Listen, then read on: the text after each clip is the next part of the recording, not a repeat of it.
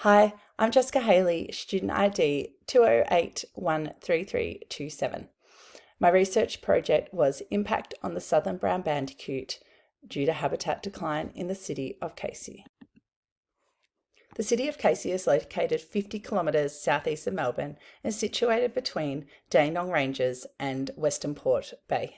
This area is one of the fastest growing councils in Australia. It is home to a small marsupial, the southern brown bandicoot. This little marsupial was once known as the common marsupial in the area. With the land clearing occurring at a rapid rate, it has continued to reduce the bandicoot's habitat and decline in numbers to the point it is now listed as endangered. There is a number of reasons for the decline in population of the southern brown bandicoot.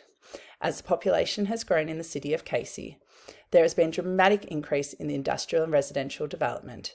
Due to this development, a large amount of the southern brown bandicoot's habitat has disappeared and caused fragmentation. Fragmentation has been directly linked to the disruption of the bandicoot's ability to travel between different habitats, which causes isolation of populations and can have irreversible effects. The southern brown bandicoot's ideal habitat is sandy soil and dense shrubland. With the increased land clearing, the southern brown bandicoot has resorted to creating home next to roadways and waterways, which present various risks and dangers.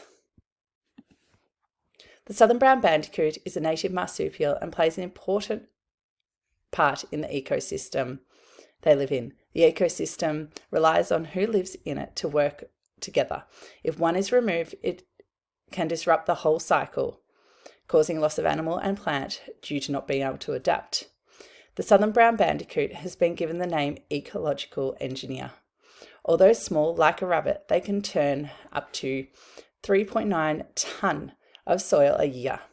Turning the soil over plays an important role in the soil being cultivated and supporting healthy plants and allowing water that would possibly sit on the surface to be absorbed.